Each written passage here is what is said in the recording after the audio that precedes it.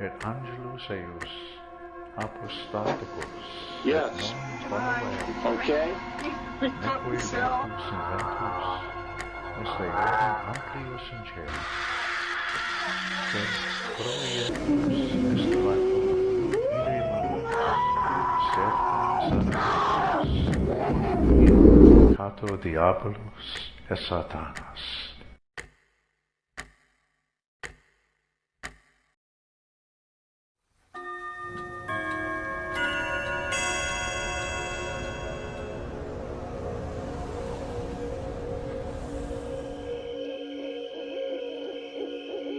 Das muitas coisas que assolam a humanidade, de verdade, exorcismos são uma das que mais dão medo, mostrando o quão estranho é esse mundo espiritual, principalmente se você for da religião cristã ou quaisquer outra que tenha esse fenômeno. Desde eras antigas se tem registros e falas sobre a questão dos exorcismos, e nesses contos a absurdidade é em tamanha incompreensão, pois nunca se tem de fato o que aconteceu com aquela pessoa. Das grandes teorias contam que foram apenas casos isolados de problemas mentais, no que o que parece ser algo maior, na verdade, seria algo no subconsciente da pessoa, a enlouquecendo e a transformando em uma pessoa totalmente diferente. Outras falam que realmente contém algo por trás, uma força espiritual e talvez vingativa, algo que terá vindo do profundo lugar do inferno. O que dá um foco a mais para a sociedade atual é que agora podemos ter reais relatos dessas aparições. Não só contos e histórias faladas, mas até filmagens reais e áudios perturbadores.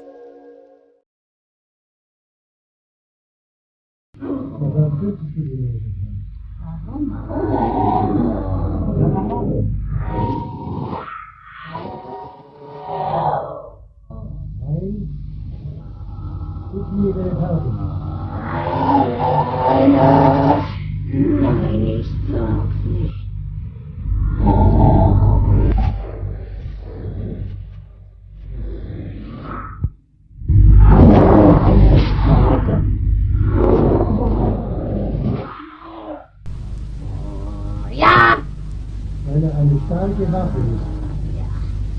Gegen Satan Ja, und alle Dämonen. ja, gegen uns. Ich muss es jetzt sagen.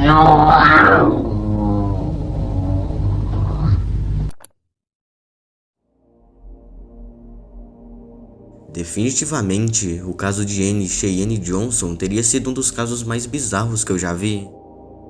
A história começa por volta de 1980, enquanto o garoto David Glatzel, de 11 anos, estava ajudando sua irmã, Debbie Glatzel, e o namorado dela, sendo o próprio Cheyenne, a limpar uma propriedade, e essa sendo inclusive a que eles estavam planejando se mudarem. O garoto estava em um dos quartos da casa, mas aparentemente ele começou a sentir uma presença sobrenatural, como se fosse uma força naquele lugar. Olhando bem para o quarto, o mesmo conseguiu ver um homem velho olhando para ele e dizendo que era para o garoto ter cuidado e que se eles se mudassem para aquela casa, ele machucaria toda a família dele. Após já ter contado para os outros residentes, todos eles ainda assim decidiram se mudar para essa casa, já que não seria por uma simples aparição que eles sairiam dali. Mas o que é simples sempre se torna algo mais complexo. Nos próximos dias, David não passou a ver apenas esse homem, como também ele se transformando em uma besta, com a cabeça e com alguns membros de animais. A família também começou a relatar barulhos e sons estranhos vindo pela casa, mas principalmente do sótão.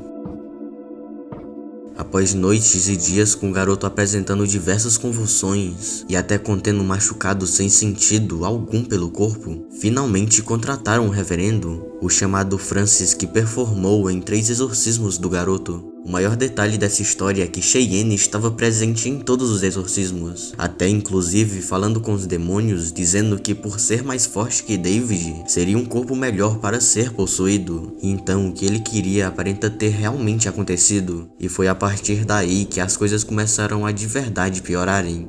Nos próximos dias, agora quem estava sentindo tudo era o próprio, relatando problemas com aparições, surtos e alucinações demoníacas. Tanto que em uma noite, Cheyenne teria acordado e começado a falar incessantemente sobre o inferno, proferindo palavras hediondas e recitando o lugar. Na maioria dos dias, ele não tinha nenhum dia de paz, pois os demônios o atormentavam diariamente. Em uma vez que almoçava com os amigos de sua família, após um desentendimento, Cheyenne esfaqueou e matou brutalmente Alan Bono, uma das pessoas ali presente, e isso, claro, fez o mesmo ser julgado por essa atitude. No julgamento, o advogado de Cheyenne declarou que ele estava possesso pelos seus demônios, mas no fim desse caso, como não tinha nenhuma prova disso, o mesmo foi preso e sentenciado a mais de 10 anos de prisão, mas mesmo assim, ele diz que, abre aspas, o diabo me fez fazer isso.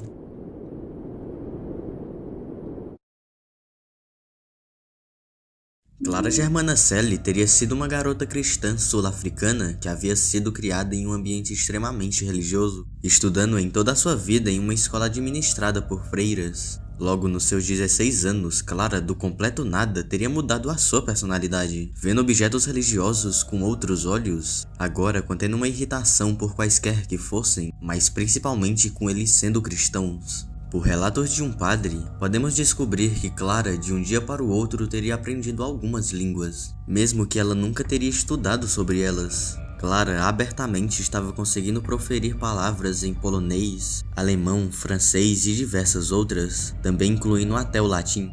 A agressividade da garota acabou se tornando bem mais prejudicial pelos lugares que frequentava, pois haviam até casos em que ela espancava brutalmente as freiras do lugar. Logo após diversas confissões e investigações sobre o caso, padres da época descobriram que, na verdade, antes de tudo isso, Clara teria feito um ritual com Satanás, sendo a razão por qual ela estava tão estranha ultimamente. Testemunhas da época até viram muitas vezes Clara levitando sobre o ar, subindo por alturas incompreensíveis, com alguns desses relatos falando que ela se movimentava sobre até 1 metro do chão. De acordo com o Manual Pastoral Luterano, alguém que possui os mesmos sintomas que Clara é uma indicação de que o indivíduo está verdadeiramente possesso, ao invés de sofrer de uma doença mental. Consequentemente, 2 padres católicos romanos foram encaminhados a fazerem um exorcismo na garota, começando rituais com a mesma. Após alguns dias, foram ocorrendo diversos sinais de possessão e muitos exorcismos, e depois de diversos, acabou que desapareceu. Clara aparenta ter se livrado disso tudo, com mais nenhuma atividade paranormal sobre ela, e a mesma agora vivendo normalmente, mas apenas com um constante pensamento sobre todos. Qual a resposta para todos esses casos? Ninguém sabe.